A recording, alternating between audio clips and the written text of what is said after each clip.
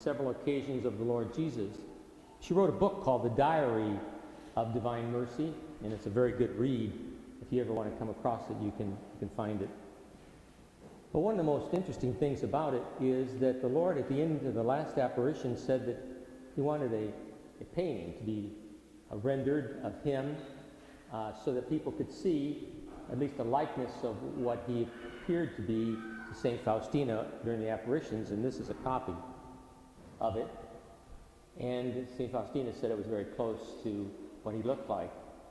At the bottom of the beautiful painting, Jesus said, I want you to put a message to people, that I really want you to be encouraging people to use this as a prayer. And it's a simple prayer, simple words at the bottom of this beautiful image.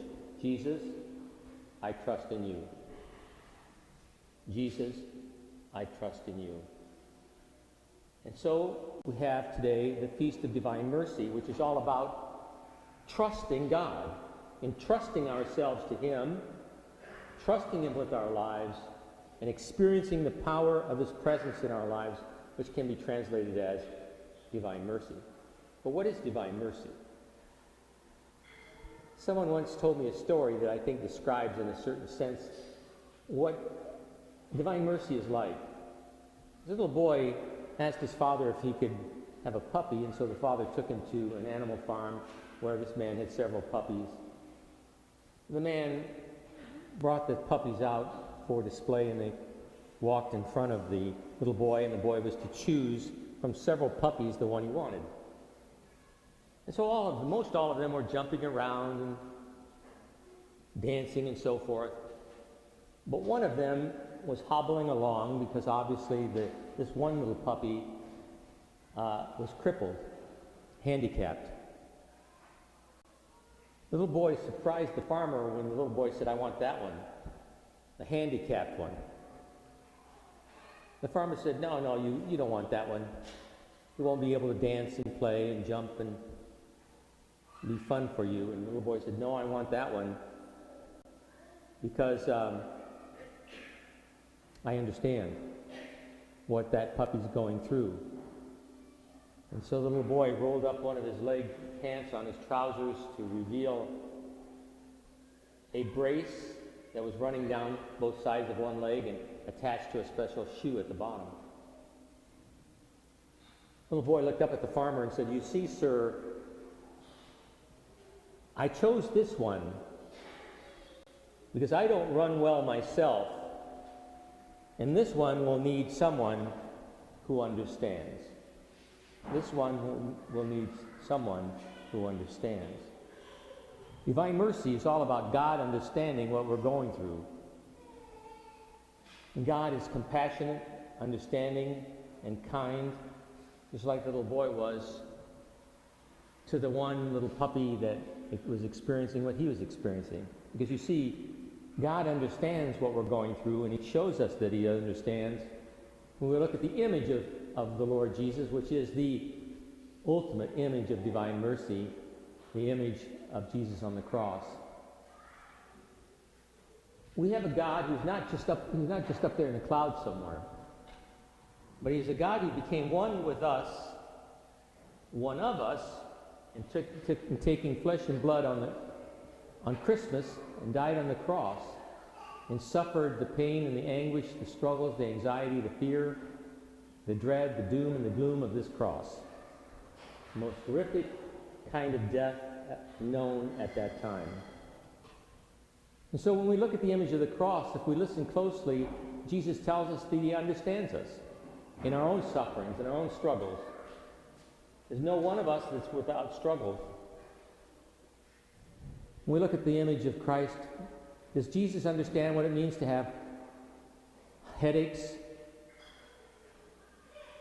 Does Jesus understand what it's like to have emotional or mental anguish? Look at the crown of thorns. Our God understands. Does God understand what it means to suffer the pain of bloodshed? Look at his head, the bleeding wounds. Does Jesus understand what it means to have arthritic hands? Look at the image of Christ in his hands. Does he understand what it means to have a wounded heart? Does he understand what it means to be lonely, confused, forlorn, anxious in the heart? Look at his heart. Our God understands. Does God understand what it means to have problems that emerge from not being able to walk, or struggling as we get older, not being able to carry ourselves well? Look at his feet. He understands the suffering that people go through with their feet, too. He understands all suffering, emotional, physical, and spiritual.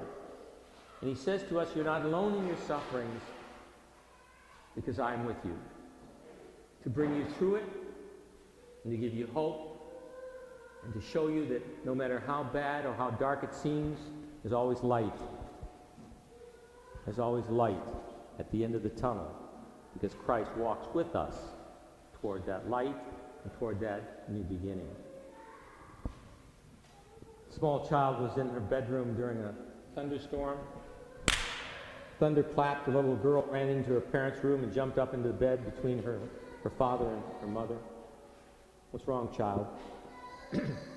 I'm afraid. The mother knew that it was the thunder and said to the child, go back to bed. There's nothing to be afraid of. God is with you.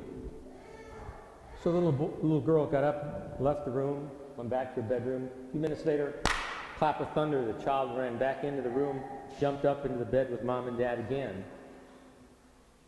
What's wrong now? I'm scared. The mother said, I told you not to be afraid, that God was with you. Didn't I? Well, yes, whimpered the child, but I need a God with skin on.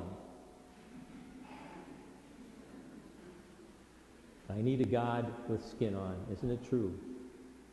And we have a God with skin on, and his name is Jesus, who's with us in our struggles and our fears, in our anxiety and our pain.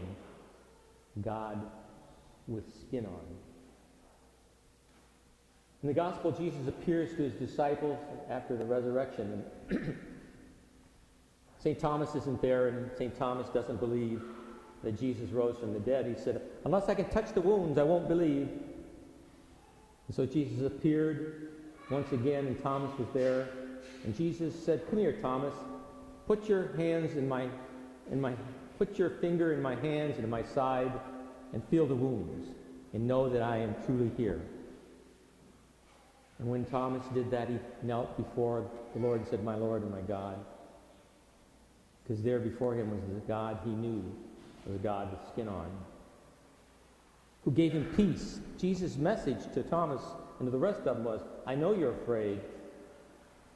I know you're anxious. I know you don't know the future. But peace be with you because I am with you.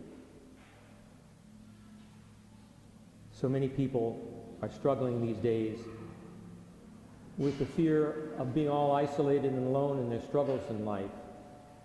And I think that's the greatest struggle any of us have, to feel that we're alone in meeting our trials. And the message of Pentecost, or the message of Easter and Pentecost, the message of the gospel is that God is with us, a God who understands us, who listens to us and feels what we feel, a God with skin on. But we must trust him. The message is to trust him, to entrust ourselves to him, and to hear him tell us we're not alone. A mother was tucking in her daughter one day when the small child asked the mother, Mommy, I notice your hands are so wrinkled and your skin around your neck is so red and scarred. Why is that, Mommy? The mother replied, Child, when you were a baby in this apartment, the apartment caught fire and everything was aflame. And I ran into your bedroom with your crib, and there the fire was all around your crib, and the blanket was on fire too. So I threw the blanket back, fire and all. And I took you out of the burning apartment to save you from the fire. That's why I have these scars.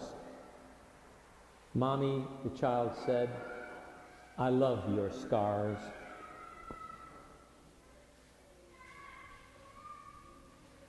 He saved us from the fire. Yes, the fire of hell, the fire of loneliness and isolation, the fire of meaningless pain and suffering and struggles. He saved us in the fire. A God with skin on. And if we love his scars, scars of mercy in the flesh, repeat those beautiful words, Jesus, I trust in you, often during the day. Every one of you, I'm sure, has a crucifix in your house somewhere, I hope. Ideally in every room, the crucifix.